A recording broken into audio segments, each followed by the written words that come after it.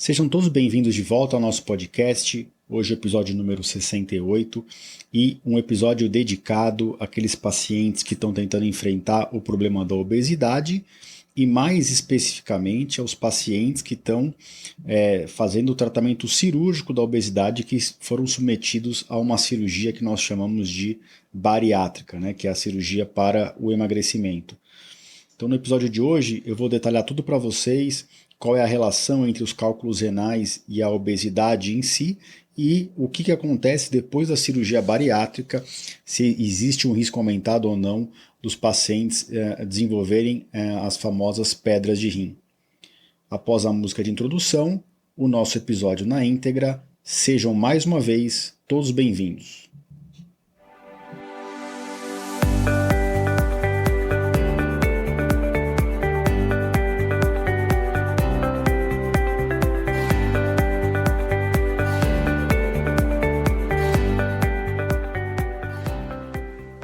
Bem-vindos ao podcast Conversa Aberta com o Urologista. Meu nome é Giovanni Marchini, sou médico urologista formado pela Faculdade de Medicina da USP e serei o anfitrião desse show.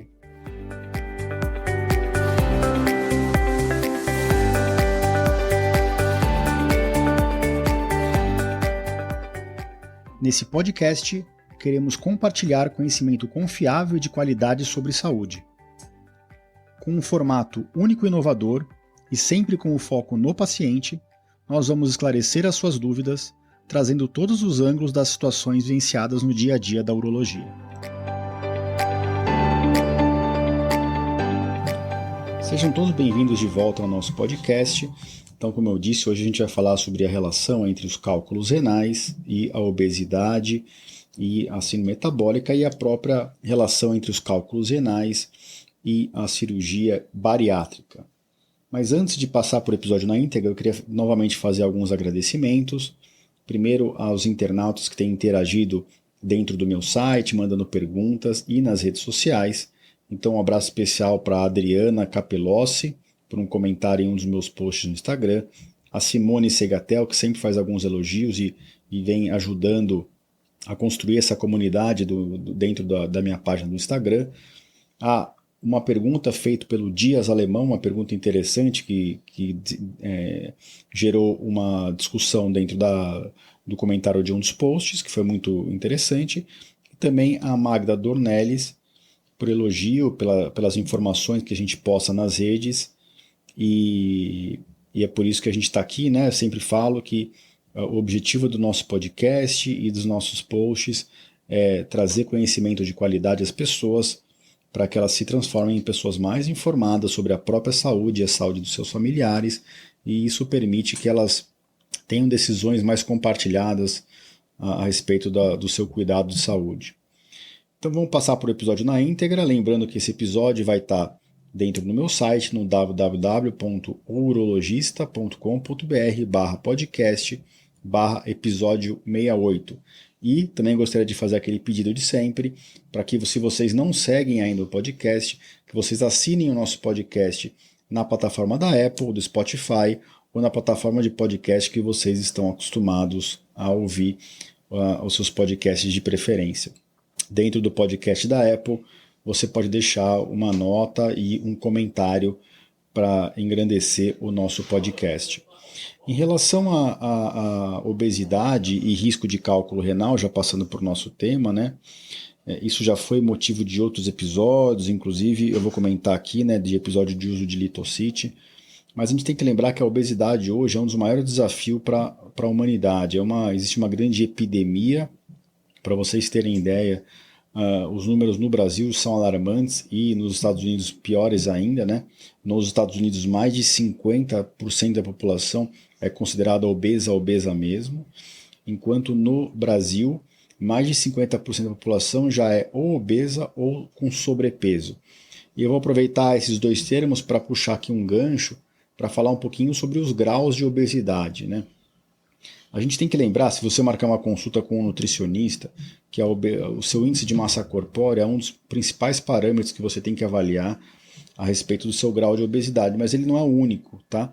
Ele não reflete de forma tão fidedigna a porcentagem de gordura corporal. Então, vou dar um exemplo. Quando você começa a fazer exercício físico, você começa a perder gordura e ganhar músculo. Então, inicialmente, você até perde peso, mas a partir do momento que você começa a gerar mais músculo, que está substituindo, né, a gordura no seu corpo, o músculo é mais, o mesmo volume, o mesmo volume de músculo é mais pesado do que o mesmo volume de gordura. Então, a gente usa o parâmetro do peso e do índice de massa corpórea, mas se você vai fazer um acompanhamento nutricional específico, é importante você saber que tem outros parâmetros a fazer, a avaliar. Os principais são a porcentagem de massa gorda e de massa magra, né, que a gente chama. Então, quais são os graus de obesidade, né? De acordo com a classificação da Organização Mundial de Saúde, uma classificação que foi criada em 1995 e revisada em 97, define-se o seguinte: como é calculado o índice de massa corpórea? É o seu peso em quilogramas dividido pela sua altura ao quadrado. Então, se eu tenho 80 quilos, é 80 dividido pela minha altura elevada ao quadrado. Ou seja, se eu tenho 1,80 m, eu multiplico 1,80 m por 1,80 m e aí eu divido o meu peso por esse número. Tá? Então, é o peso sobre a altura em metros, né, ao quadrado. Então, como é que fica a classificação da OMS? Para pessoas que têm um índice de massa corpórea entre 18,5 e 24,9, ou seja, 25, a gente chama que tem um peso adequado, né? E realmente a margem que a gente quer ficar, né?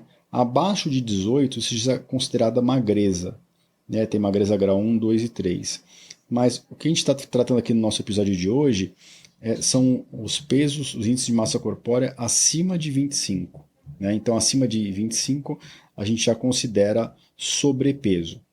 Entre 25 e 30 é sobrepeso.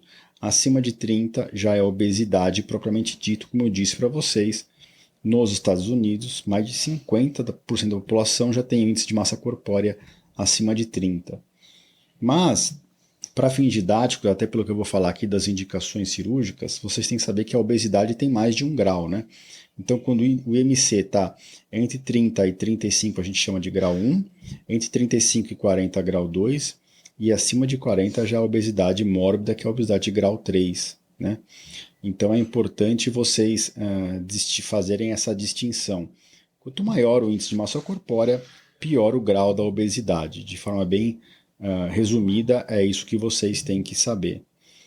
E o episódio é mais para falar sobre o risco de cálculos renais nos pacientes com cirurgia bariátrica. Mas eu vou dar um passo para trás e vou falar para vocês entre qual é a relação da própria obesidade com os cálculos renais. A gente não pode falar aqui em risco, então eu vou usar mais o termo associação, tá? Porque risco quer dizer o seguinte, quer dizer que se eu ficar obeso, necessariamente eu vou estar correndo um risco maior de cálculos renais. Nós até acreditamos nisso, mas nós não temos estudos bem desenhados para comprovar isso. Né? Muito pelo contrário, alguns estudos recentes até dizem um pouco contra isso. Mas os estudos mais clássicos, mais antigos, mostram que realmente existe uma associação entre as duas entidades, entre a obesidade e a prevalência de cálculos renais. E o que esses estudos mais antigos mostram? Que quanto maior o grau de obesidade, maior a prevalência de cálculos renais. Né? Então, a prevalência de cálculos renais vem subindo, né, ao longo dos anos, e a gente tem que, nas populações mais obesas, os cálculos renais têm uma prevalência maior. Qual seria o motivo disso? Né? Qual seria o substrato teórico por trás disso? Primeiro que quem está mais obeso geralmente tem uma alimentação, né, pior, e esses outros vícios de alimentação também predisporia aos cálculos renais. Por exemplo, quem come muito industrializado e fica mais obeso, está comendo ao mesmo tempo mais sódio. Tá? Mas do ponto de vista fisiopatológico, o principal motivo pelo qual os obesos têm uma maior prevalência de cálculos renais é pela acidez urinária e pela maior excreção de cálcio e oxalato na urina. Os estudos vários que já avaliaram isso e apresentam resultados um pouquinho conflitantes, mas no geral é isso que a gente vê. Quanto mais obeso o paciente, menor é o pH urinário, então o paciente obeso geralmente tem um pH urinário perto de 5, ou até mais baixo que isso, e isso leva para o mecanismo renal, né, da própria célula do rim, a uma facilidade na excreção de cálcio e de oxalato. Então, indivíduos com síndrome metabólica, obesos, eles têm uma maior prevalência de cálculos de oxalato de cálcio e de ácido úrico. Tá? Se você pegar na população geral, no máximo 5 a 10% das pedras são de ácido úrico. Se você pegar uma população só de obesos, você vai ver que esse número chega a 20 a 30%. Então, cálculos de ácido úrico são mais prevalentes em pacientes com obesidade importante. E por que cálculos de oxalato e não de fosfato de cálcio? Os cálculos de oxalato de cálcio já são os mais comuns mesmo, né? De 80% dos cálculos na população geral são de cálcio, e desses 80%, pelo menos 60% a 80% desses de cálcio são de oxalato de cálcio. Lembrar que o cálculo de oxalato de cálcio ele acontece no pH urinário mais baixo, enquanto o cálculo de fosfato de cálcio acontece no pH urinário mais alto. E existe aqui uma confusão, né? Os pacientes que são, por exemplo, diabéticos, eles têm um pH urinário baixo, mas eles também têm um risco maior de ter infecção urinária. E aí na infecção urinária existe um risco maior de ter cálculo de fosfato de cálcio. Mas para os obesos, e eu não estou falando aqui necessariamente para os diabéticos, né? Ele pode até virar diabético pela obesidade, mas nos obesos é mais comum cálculo de oxalato de cálcio, em primeiro lugar, e cálculo de ácido úrico, sendo que a prevalência de ácido úrico nessa população é maior do que na população geral. Então, a obesidade, existe essa associação com os cálculos. E a gente tem que lembrar que nos exames de avaliação dos pacientes de rotina, a gente não faz tomografia à torta e à direita, a gente faz geralmente ultrassom. Inclusive no pré-operatório de uma cirurgia bariátrica, do paciente que está sendo avaliado para tratar de cálculos renais, de cirurgia bariátrica e da obesidade, esse paciente não vai fazer tomografia toda hora. A gente tem que lembrar que a sensibilidade do ultrassom já é baixa na população geral. Na população obesa é mais baixa ainda, porque tem muita gordura para o feixe do ultrassom atravessar. Então, quando você conversa com médicos gastrocirurgiões e gastroenterologistas que tratam muito paciente com obesidade importante, nem sempre eles relatam uma prevalência muito alta de cálculos renais. Isso é um dado interessante da prática diária, né? Se a gente fizer tomografia nesses pacientes, provavelmente a gente vai descobrir mais cálculo renal do que a gente imaginaria. E o ultrassom de rins e vias urinárias não está dentro da rotina básica de exames dos pacientes obesos que estão indo para a cirurgia bariátrica. É até algo que a gente tenta convencer os gastros, e muitos já fazem, outros ainda não fazem, mas se a gente descobre um cálculo renal depois que o paciente fez a cirurgia bariátrica, a primeira coisa que eu vou querer saber é se ele já tinha essa pedra antes da cirurgia. Porque se ele já tinha, os mecanismos que estão levando à formação são aqueles que eu comentei agora há pouco. Se ele não tinha e se ele desenvolveu depois da cirurgia bariátrica, o raciocínio é um pouco diferente, certo? São outros mecanismos, tá? E lembrar que quais são as indicações de cirurgia bariátrica, né? A cirurgia bariátrica, ela não é para qualquer um. Todo mundo com obesidade tem indicação? Não, né? O tratamento da obesidade passa por mudança do estilo de vida, que inclui mudança de rotina, mudança alimentar, uma dieta com baixo índice glicêmico, às vezes até fazer períodos mais estendidos de jejum intermitente, que nem eu comentei em alguns episódios atrás aqui na entrevista com a doutora Maíra Soliani. Então, quando que existe indicação, né, preconizada na literatura, e existem até, né, as sociedades de obesidade e de cirurgia bariátrica? Quem que é candidato a uma cirurgia bariátrica? Primeiro, são pacientes que estão com IMC muito alterado, né? IMC acima de 40, ou seja, o índice de massa corpórea máximo, naquela obesidade mórbida. Mas, hoje, a maior parte das cirurgias bariátricas são feitas em pacientes com IMC entre 35 e 40. Mas o paciente que tem um IMC entre 35 e 40, ele não tem de cara uma indicação, a não ser que essa obesidade dele grave esteja associada a comorbidades. Quais são essas comorbidades com IMC entre 35 e 40 que indicam a cirurgia? São várias. Então, os principais são as doenças cardiovasculares, né? Hipertensão arterial de difícil controle, diabetes mellitus de difícil controle, doença cardiovascular com infarto prévio, ou apneia do sono com apneia obstrutiva do sono, né? Então, o paciente que fecha a glote na hora do sono, e também é uma indicação relativa à doença articular degenerativa. Então, se o paciente tem IMC acima de 40, ou seja, obesidade mórbida, ou se ele tem uma obesidade grau 2, IMC entre 35 e 40, com esses outros problemas de saúde, ele já tem indicação de cirurgia. Uma terceira indicação seria a paciente que não está tendo sucesso com o tratamento conservador, né? Então, o paciente que tenta tratar com dieta, medicação, mesmo tendo IMC abaixo de 35, mas que está beirando ali o 30 e poucos, né? E está tratando clinicamente há mais de 2 anos. Então, essa é uma terceira indicação também aceita, né? Paciente que já mudou a dieta, já está fazendo exercício, está tendo problema articular pelo peso, às vezes não tem uma doença, uma hipertensão ou um diabetes importante, com o controle alimentar conseguiu dar uma amenizada no controle, mas ele não está conseguindo progredir no tratamento. Se ele ficar 2 anos assim, ele já tem indicação de cirurgia bariátrica. Lembrar que a cirurgia bariátrica, para ela ser feita, você não pode fazer ela em quem tem doença hormonal, por exemplo, a síndrome de Cushing, né? Que está causando essa doença, né? A obesidade ela não pode ter uma causa endocrinológica, hormonal, uma doença por trás dessa. Ela tem que ser uma obesidade de origem metabólica, alimentar e de estilo de vida. Ela não pode ser causada por um hipotireoidismo, por exemplo, ou por uma síndrome de Cushing, em que a deficiência hormonal ou um hormônio sendo secretado em excesso está causando a obesidade. Aí o tratamento é da doença hormonal, e se o distúrbio de obesidade, se a obesidade não se resolver depois, aí sim você pensa numa cirurgia bariátrica.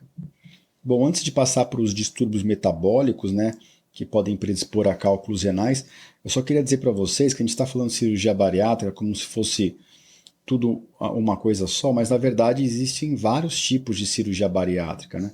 O bypass, o sleeve. Então, de forma didática, as cirurgias bariátricas são divididas em procedimentos que diminuem a absorção dos alimentos e o outro que restringem os alimentos. Então, por exemplo, se eu tirar um pedaço do estômago na cirurgia, seja aberto ou por vídeo, eu estou restringindo a quantidade de alimento que aquele paciente consegue comer.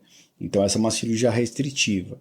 Se eu não estou mexendo no estômago, mas eu estou desviando uma parte do trânsito intestinal, ou seja, o alimento vai transcorrer no trânsito intestinal uma porção menor do intestino, e com isso ele vai ter um menor tempo para ser digerido e absorvido, aí isso é uma cirurgia restritiva. E existem, hoje a maior parte das cirurgias são mistas, né? São uma mistura de cirurgia um pouco restritiva e um pouco desabsortiva.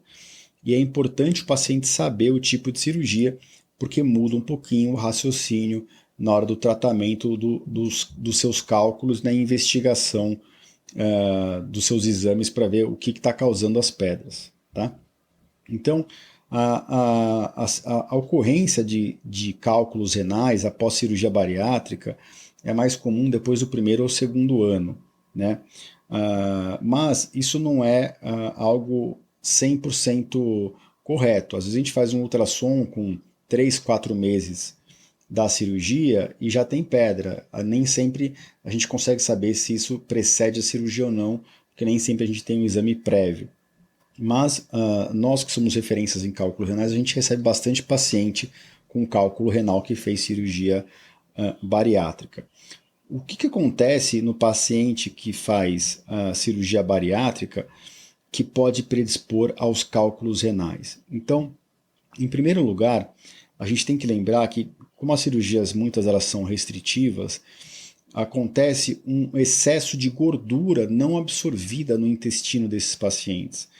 E essa gordura, ela muitas vezes acaba saponificando, ela se liga ao cálcio e sai nas fezes, tá?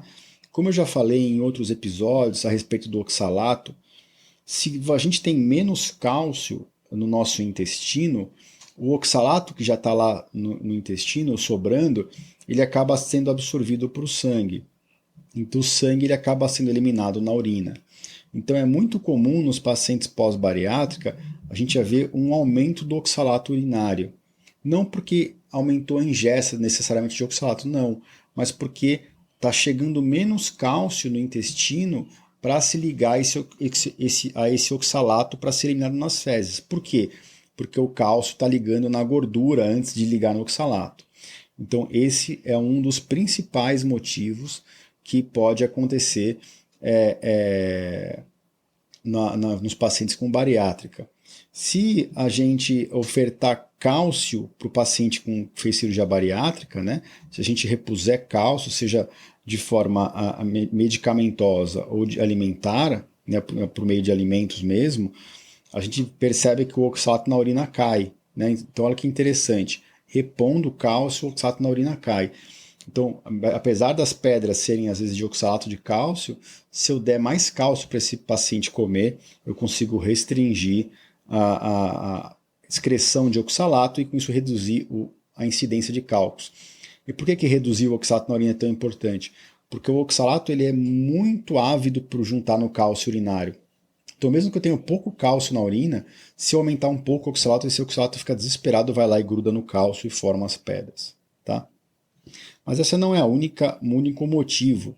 Né? Existem outros motivos dos pacientes terem cálculo após bariátrica. Um dos motivos é a acidificação da urina. Tá? Para o mecanismo intestinal também pode haver uma maior acidose urinária, e a acidose, além de se predispor a cálculos de oxalato de cálcio, de ácido úrico, elas diminuem a eliminação do citrato na urina. Né? O citrato que é um protetor contra as pedras. Então, aumento do oxalato urinário, acidificação com diminuição do citrato urinário e, por fim, desidratação. Né? Se você está restringindo a quantidade de ingesta de sólidos e de líquidos do paciente e se você está diminuindo a absorção de nutrientes e de água do intestino para o sangue, o paciente pode começar a ter um débito urinário menor. Então, a desidratação, ou melhor, o baixo volume urinário, é um terceiro fator muito importante de formação de pedra nos pacientes após cirurgia bariátrica. Né? Então, esses são os principais motivos. Existe ainda também uma teoria da microbiota intestinal, que eu não vou entrar muito em detalhes aqui, mas para vocês saberem que cada vez é mais estudado, né, a nossa flora intestinal e a mudança dela, como isso pode predispor ou prevenir doenças, inclusive os cálculos renais. Tá, doutora, eu fiz a cirurgia bariátrica, não quero ter pedra. O que eu posso fazer para evitar as pedras? Então, acho que o principal é ter uma rotina alimentar saudável e tentar agir pontualmente nesses mecanismos que eu comentei após a bariátrica. Primeiro de tudo, aumentar a ingesta hídrica, né?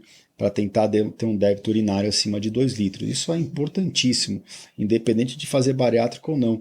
Mas após bariátrica é mais importante ainda, porque a sua absorção de água pode estar um pouquinho mais difícil pelo seu intestino. A segunda é evitar ingerir muito alimento com oxalato. Né? Eu já tenho um episódio do podcast dedicado a isso, mas lembrando, verduras verdes escuras, nozes, amendoins, amêndoa, paçoca, chocolate, café, morango, beterraba, são exemplos de alimentos com chás escuros, né? Chá mate escuro, são alimentos com muito oxalato. Então, pós-bariátrica, evitar esses tipos de alimento. Uma outra dica é evitar o excesso de sódio, né? Lembrar que quanto mais sal você come, vai sair mais sal e cálcio na urina, e você não quer aumentar o cálcio na urina, já que você tem um risco de formação que esse cálcio junte com o oxalato. E é importantíssimo lembrar que você tem que comer cálcio todo dia, seja através de alimentos, seja através de suplemento. Né? Você não pode você que já tem um risco maior do cálcio grudar na gordura, tem que diminuir alimentos gordurosos e aumentar o cálcio na alimentação. Então, isso tudo faz parte da orientação dietética desses pacientes que fazem a bariátrica. No fundo, são orientações até de vida saudável, mas para quem fez a bariátrica, são dicas para reduzir a chance de se formar pedras. Se o paciente já formou cálculos renais, aí o tratamento dos cálculos cai naquele capítulo de tratamento cirúrgico de cálculo mesmo. Tem indicação de cirurgia ou não, de acordo com o tamanho. Aí a gente olha a posição, a densidade, a dureza e as preferências do paciente e indica algum outro tipo de procedimento cirúrgico quando não é possível tratar com medicamento. E lembrar que, apesar de tudo isso que eu falei aqui, de quais são os mecanismos mais frequentes da formação de cálculo, a gente tem como estudar isso no paciente. Então não tem por que não partir para uma avaliação metabólica completa num paciente que fez bariátrica. Se ele desenvolveu cálculo renal e quer saber por quê, a gente pode já introduzir essas medidas gerais que eu comentei, gerais, apesar de serem específicas para essa população de cirurgia bariátrica, mas eu vou fazer um ajuste fino. Eu vou pedir um exame de sangue completo para excluir distúrbios hormonais e outros do cálcio, da vitamina D, do parato-hormônio, e vou pedir um exame de urina 1, urocultura e uma avaliação metabólica completa urinária, para tentar entender aonde que está apertando no caso daquele paciente, individualmente.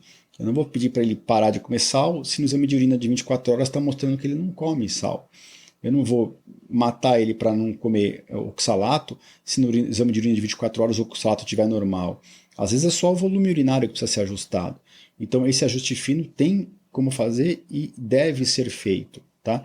Então, se você está acompanhando cálculos renais com o seu urologista e isso ainda não foi feito, faça, solicite que seja feito, tá? Esse ajuste fino deve sempre ser feito. Bom, era isso que eu tinha para falar para vocês. Eu vou deixar todos esses dados dentro do meu site, no www.ourologista.com.br/podcast/episódio 68. Eu espero que eu tenha trazido informações valiosas para vocês. Se vocês conhecem pessoas que estão obesas ou que fizeram ou vão fazer cirurgia bariátrica, indiquem o nosso podcast, esse episódio especificamente. Tem bastante informação que vocês podem tirar deles. E lembrar, né, que contra números não há argumentos.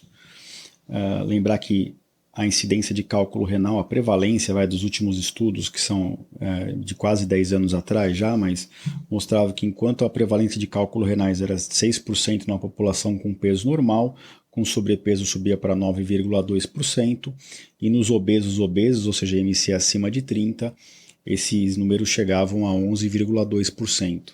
Então, só para trazer números finais aqui para vocês antes do término do episódio, para ver se vocês se motivam a se manter dentro do peso e a ter uma vida saudável, que eu sempre prego aqui para vocês. Então, finalizando, não deixe de deixar os comentários no nosso site, de nos dar uma nota no podcast da Apple e deixar os seus comentários. Um grande abraço a todos e nos encontramos por aqui na próxima semana.